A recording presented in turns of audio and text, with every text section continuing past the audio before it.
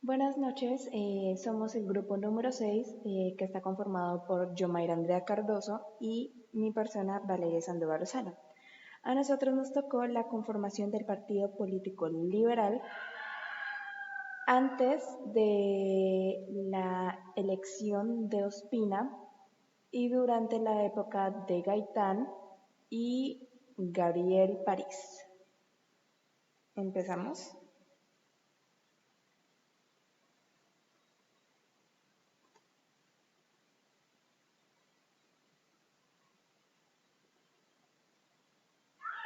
Buenas noches. ¿Quién fue Jorge Eliezer Gaitán? Nació el 23 de enero de 1903 en el popular barrio de Las Cruces de Bogotá. Era hijo mayor de Eliezer Gaitán Otálora, liberal radical que se dedicó a la venta de libros usados, y de la señora Manuela Ayala, maestra de escuela. En 1919 se graduó de bachiller en el Colegio Martín Restrepo Mejía y un año después ingresó a la Facultad de Derecho y Ciencias Políticas de la Universidad Nacional, en la cual presentó su tesis sobre las ideas socialistas en Colombia y obtuvo el título de abogado en 1924. Desde muy joven, Gaitán participó activamente en la política. Apoyó la candidatura de coalición del poeta Guillermo Valencia en 1918. Fue orador en las protestas contra Marco Fidel Suárez en marzo de 1919. Organizó la Sociedad Literaria Rubén Darío y constituyó el centro liberal universitario más importante de la influencia política. En 1926 viajó a Italia e ingresó a la Real Universidad de Roma, la escuela más prestigiosa de derecho en ese país, donde obtuvo el título de doctor en jurisprudencia. Cuando regresó a Colombia, Gaitán regresó en 1928 y fue elegido representante a la Cámara en marzo de ese mismo año. Para junio lideró las protestas contra la corrupción administrativa y en diciembre visitó la zona bananera, donde investigó los sucesos de la masacre de trabajadores de la empresa norteamericana United Fruit Company. A raíz de sus graves denuncias hacia la mencionada empresa, se abrió un debate contra el gobierno de Abadía Méndez, logrando que decenas de trabajadores y familias de los asesinados obtuvieran indemnización. Ese fue el punto de inflación para el ya líder popular, quien en 1931, con los liberales en el poder, fue elegido presidente de la Cámara de Representantes, presidente de la Dirección Nacional Liberal y segundo designado de la presidencia. En 1932 asumió además el rectorado de la Universidad Libre. La lentitud de los cambios sociales del presidente Enrique Olaya Herrera en 1930-1934 hizo que un grupo de connotados políticos liberales le retiraran su apoyo en octubre de 1933. De esta manera nació la Unión Nacional de Izquierda Revolucionaria, liderada por Gaitán y Carlos Arango Vélez, desmarcándose del bipartidismo tradicional y teniendo como base fundamental la clase campesina, sobre todo en las zonas cafeteras de Cundinamarca, en el norte del Tolima, Caldas y el Valle. En una primera etapa, la policía de Cundinamarca reprimió a balazos una marcha de campesinos uniristas presidida por Gaitán en Fusagasugá el 4 de febrero de 1934, dejando un saldo de varios campesinos asesinados. Posteriormente, el 14 de agosto de 1934 se registró otra masacre en la hacienda Tolima, en la jurisdicción de Ibagué, cuando los hacendados se negaban a mejorar las condiciones de los trabajadores. Su carrera hacia la presidencia. Gaitán fue elegido magistrado de la Corte Suprema de Justicia en 1939. En 1940 fue nombrado por el presidente Eduardo Santos como ministro de Educación. En el corto tiempo que duró en el cargo, desarrolló un plan contra el analfabetismo y para la democratización de la educación y la cultura.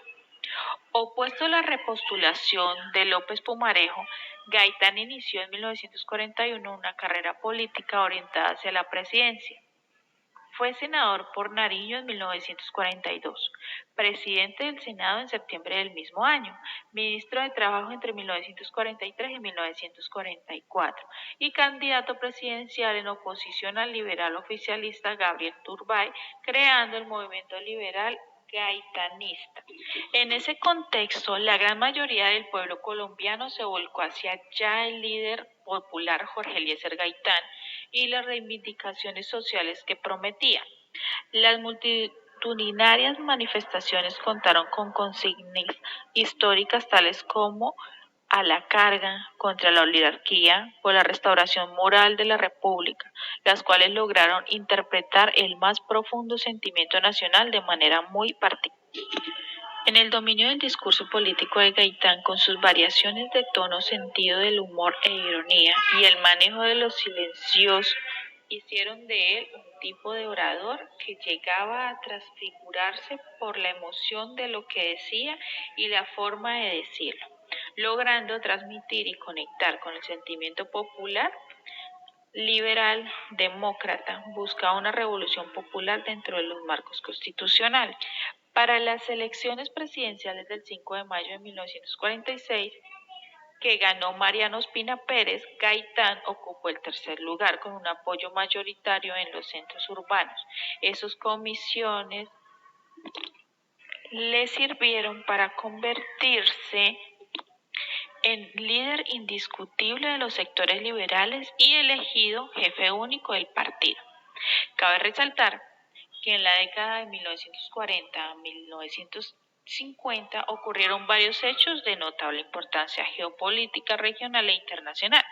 Para citar algunos, por un lado, había terminado la Segunda Guerra Mundial y el mundo se dividió en dos grandes esferas de poder, Estados Unidos y la Unión de Repúblicas Socialistas Soviéticas. Surge la Organización de Naciones Unidas, se reconfiguró el orden financiero internacional que pasa del patrón oro al patrón dólar y el TIAR que definió el dominio militar de los Estados Unidos en América Latina y por tanto la protección de sus intereses en la región.